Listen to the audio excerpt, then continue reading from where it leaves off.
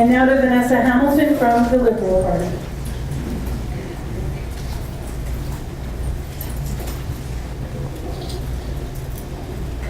The spirit of Accessibility Act is to reduce barriers, and that's what the Manitoba Liberal Party plans to do.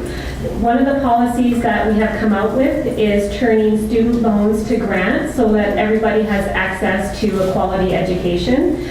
But more importantly, it starts, a good quality life starts early on, and it's providing that support early on. So another policy is having an all-day kindergarten. And we're going to be doing that across the province, but we need to prioritize because we are in fiscal dire straits here.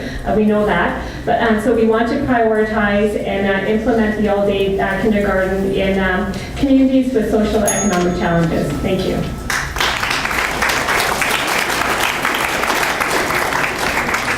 Thank you. How are we in the room? Good? Good. How are we across Manitoba? I hope very well. Very well. We have reached our final issue, the fifth topic, and it's already been brought up in the debate tonight and in our discussion. It's about the adequacy of income supports for those Manitobans with disabilities who face the most profound barriers to labor market success. Statistics Canada says there are more than 20,000 Manitobans between the ages of 15 and 64 who have very severe disabilities. Now, most of these disabilities are prolonged and are often permanent. While many Manitobans with severe or very severe disabilities can work, at least part-time, most are unable to earn enough money to be self-sufficient. It means that many of these Manitobans are forced to rely on employment and income assistance, or what most call welfare. Welfare was not designed to provide dignified incomes. It was designed to provide short-term and very limited income support that would encourage people to get back to work as soon as possible. So with few, if any, job prospects, thousands of Manitobans with severe and prolonged disabilities are simply forced to live well below the poverty line for decades. A single person with a disability on welfare now receives an income that is more than 50% below the poverty line. And the basic needs portion of their welfare benefits, the basic needs, have not been increased since 1996. 20 years. It seems like a lifetime sentence of hardship more than a support for a dignified quality of life. Now, there have been local and national calls for alternative income support programs for persons with severe and prolonged disabilities, and 2 provinces to the west, Saskatchewan and Alberta, already have programs up and operating. To our question. What income level does your party see as being socially acceptable for Manitobans with severe and prolonged disabilities? What will you do to provide that level of support to those who face the most profound barriers to labor market success? So what level of income and what will you do to provide it? How do you get it there? Now, if I'm correct, we begin back with James Daniel from the Green.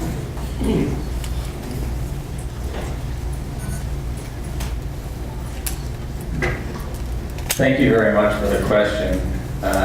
As you might very well gather, I'm very happy to have this question be asked because the Greens are promoting the idea of a guaranteed annual income across all of Manitoba. It's pretty modest, starts for a single individual at $6,300 and would be reduced and they would exit around $40,000. Now, for those though, unemployment and income assistance, they would still be entitled to employment and income assistance, but it would be the level of the GAI would be taken into account at a rate of 66%. The net result is about a 25% increase for those who are presently on employment and income assistance. So about 2 to 3 grand extra a year over the 8,000. It's not enough. We're asking people to live on $4 a day. It's a shame. But it still would be a marked and significant increase for people living below the low income cutoff line. They're going to see their disposable income increase by 22%. And we're funding this with about $1.2 billion in removal of existing tax credits. That includes the personal tax exemption, that includes rent assist, and a number of other measures. I'd encourage you to go to www.greenparty.mv.ca and you'll be able to see our entire costed plan worked out there. But this would have such a huge and significant impact, reducing the amount of people in poverty by our numbers by about 45%. The rate of poverty will be reduced by 45%. And we need to think what that means, A, giving people a little bit more money, making it easier for them to start up a business or go to school. We need to think what that means for savings to our healthcare system, or what it means when it comes to higher graduation rates, like when we looked at the income experiment that was done right here in Dauphin, Manitoba. So I think it's really important to see that this is a big, huge part of our plan, and it's something that only the Green Party of Manitoba is offering. I'm happy to acknowledge that a couple of other parties have said, oh, we're committed to studying it or doing a pilot project, but we're ready to implement it right now.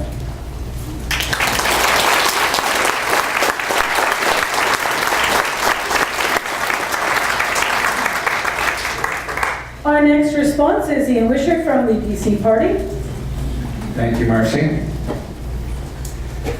We believe that everyone is entitled to a dignified lifestyle, a dignified income, so we're certainly prepared to support what it would take to provide the necessary services that many people with disabilities require, and look at ways that we can work within the existing programs.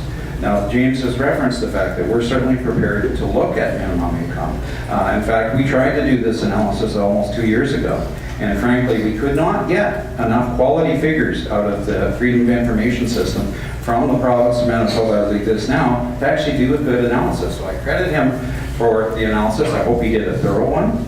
But we're certainly prepared to have a good, hard look at this. We think that it provides some opportunities. We believe that Manitobans are entitled to a dignified living, whether you have a disability or not have a disability. We need to work with you within the existing programs to make sure that that happens. Thank you.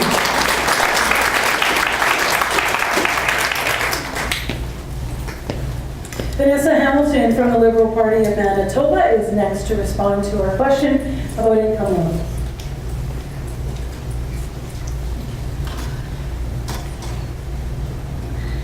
The Manitoba Liberal Party is fully committed to a dignified income for all Manitobans, and we have announced that we are going to fund a pilot study.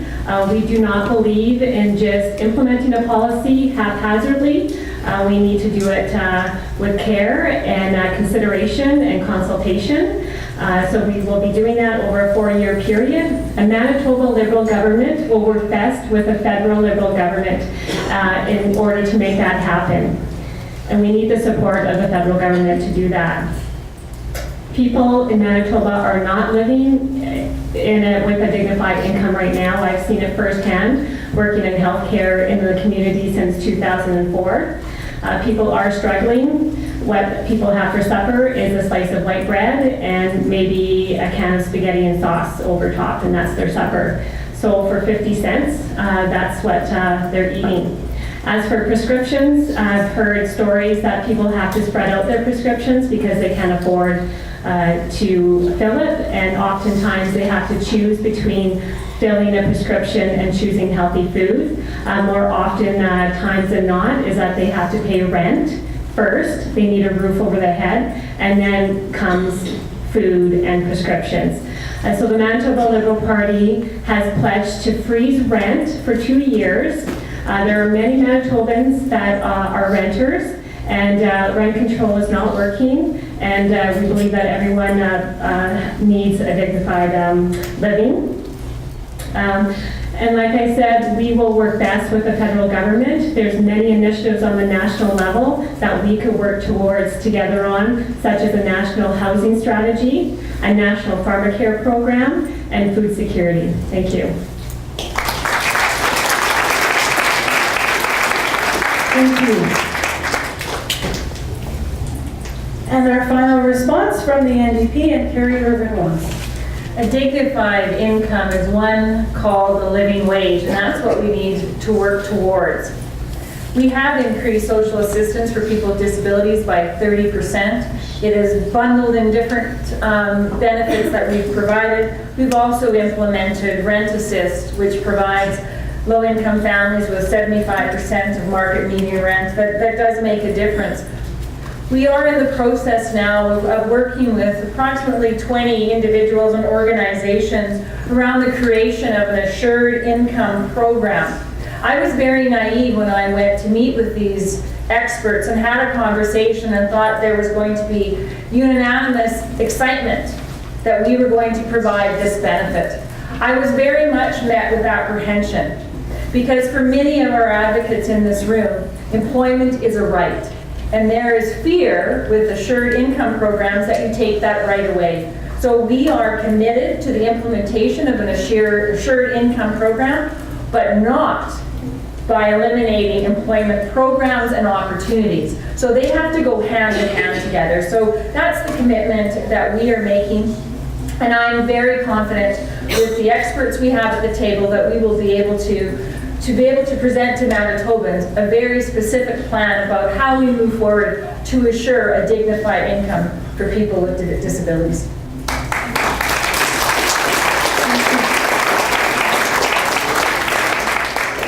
And now we're into our final 30 seconds on our final topic before closing statements. We begin with the first 30 seconds. Back to James Beddown from the Green Party.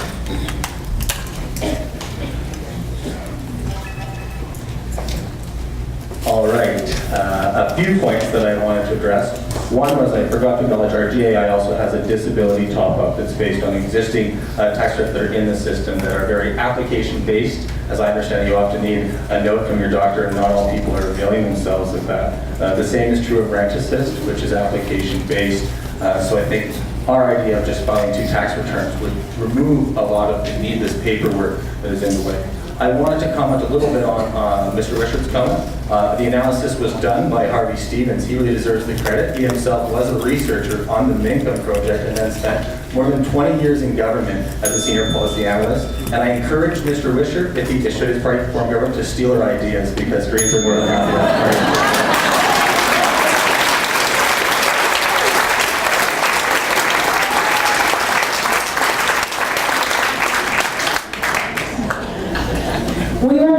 Mr. Wishart. And I'm pretty sure I don't need to introduce him at all. Apparently not. From the PC Thank you, party, Marcy. you're welcome. And absolutely, if you've got a good analysis, I love to see it, and I have not. I have made myself familiar with the Dauphin example in the past. Happy to look at it. But no party has a monopoly on good ideas, so we're open to good ideas. But you would think, after 16 years of a government, that you would see some results. And I think you people are the best testimony out there of how difficult this program has been, how income assistance has gotten increasingly complex, to the point where many people cannot be their own advocates. They need help from other individuals to get the results that the system entitles them to, whether it be rent assist or whether it be supplements. Thank you.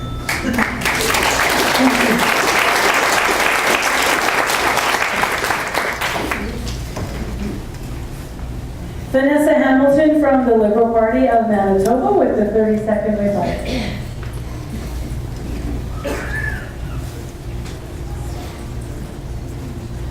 And it was noted that EIA hasn't increased in several years. It hasn't been increased under a socialist NDP government, and it certainly will not be increased under a Pallister conservative government. And we wouldn't be here today if the NDP did its job. Thank you.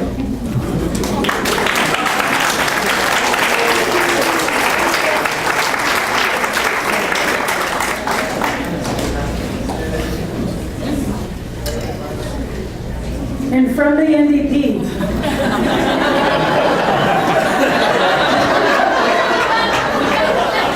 Now we're cooking. This always happens at the end of the debate, everybody. Carrie Irvin-Ross. Thank you.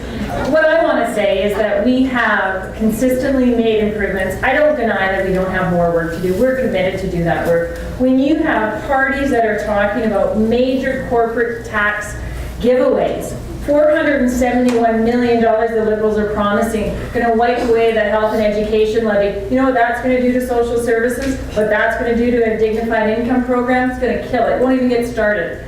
Then we have the Conservatives. $500,000 worth of reckless cuts. Well, you know what? Not-for-profit organizations will struggle under that regime as they look for fiscal responsibility. I think that we need to be very, very aware about what some of the rhetoric that you hear from the other parties mean, and our commitment to move forward and support all Manitobans.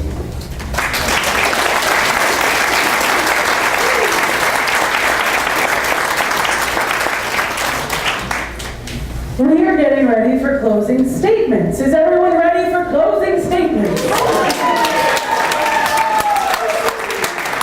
Candidates, if you want to take a sip of water, you'll have a full 3 minutes to make your statements. Maybe you want to just stretch it out. Across Manitoba, I hope you're enjoying the debate. We started by talking about this being historic. I hope that everyone feels fantastic about the number of different issues we've so far begun to address. I've certainly seen a lot of people nodding and scowling and engaging. And that means that you're being heard, you're not being heard, but it means that we're certainly exercising our democratic right in the best of ways. So excellent to see how full this ballroom is at the rolling. And so it's time for closing statements. Each participant, now that we've gone through all 5 priority issues, as I mentioned, you will have a maximum of 3 minutes for closing statements. And the order of speakers in closing statements: first, I'd like to invite Tim Wishart from the PC Party of Manitoba with his closing. Thank you, Marcy. First off, I'd like to thank the organizers again. I think this has been a landmark discussion, debate, and I think it has been good not only for people with disabilities, but I think it's been good for every Manitoban in the province, and I hope that many of them have tuned into this or certainly would see some of the outcoming results. But I think it's very important that we repeat a commitment here that our party has been making all along. And we certainly didn't hear anybody else bring it up today. We are committed to frontline services. And we certainly recognize that the services being provided to those with disabilities are frontline services. We think it's very important that we reach some level of fiscal discipline in this province. And over a period of time, we certainly intend to work towards that. But it is absolutely essential that frontline services be protected now and into the future. So we're certainly going to work towards that. There's lots of other areas that you have to tie into this in terms of housing, poverty issues, which often come into this whole discussion. Certainly, housing is an important issue for Manitobans, especially those with disabilities. Many have limited access to some types of housing. We've committed to working with industry and Manitoba Housing to make sure that the access improves in the future. We're also interested in making the best use of taxpayer dollars. And you have seen, and we have mentioned, that every government has its own set of priorities. This will be one of the areas of priority for PC government. We've seen examples of the current government spending in other areas of priorities, whether it's the vote tax that they like to take to fund their own organization, whether it's the tenders that we are epidemic in this province and not doing the proper process and therefore wasting money, or whether it's the severances that they have given to their own people basically as hush money to keep them quiet in the future. I believe that these are not your priorities. They're certainly not Manitobans' priorities, and they will not be our priorities.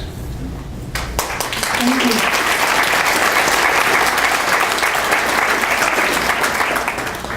The next closing statement to the representative of Manitoba's Liberal Party, Vanessa Hamilton.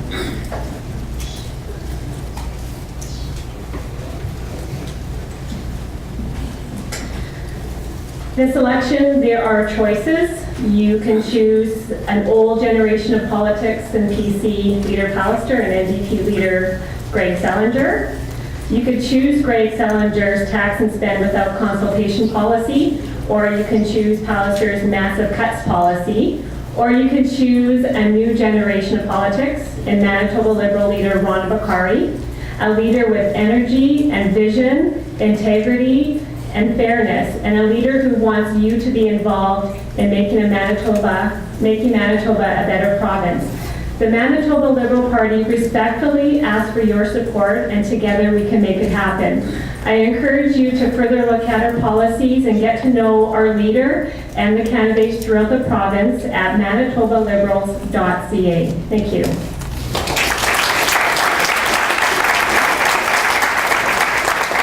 Thank you. Next to the NDP and Carrie Irvin Ross. Thank you very much. I want to thank everyone for their attention today. It's not easy sometimes to sit and listen to people talk for so long, but you have been an extremely respectful and attentive audience, and I really appreciate that. I think you've heard a very, very clear choice in front of you as you go and decide how you're going to vote this election on April 19th.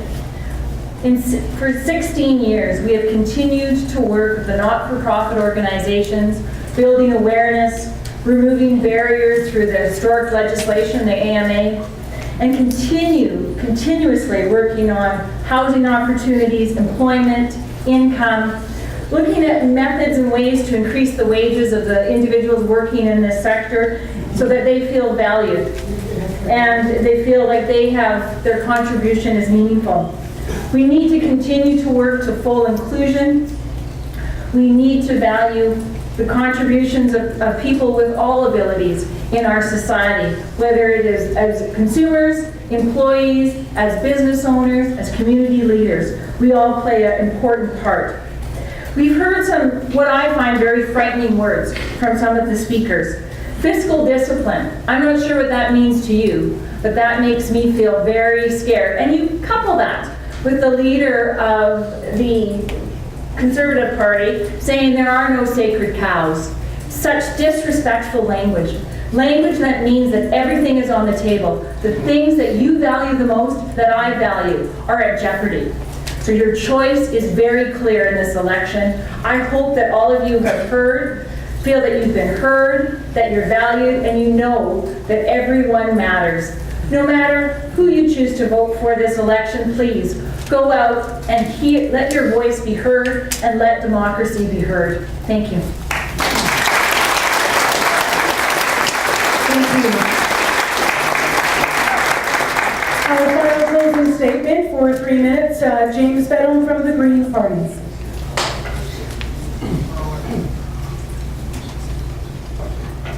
All right. Well, thank you very much for having me here today. And I want each and every one of you to stop and take a moment and take an applause for yourself, because this is the most packed debate that I've seen the entire election season.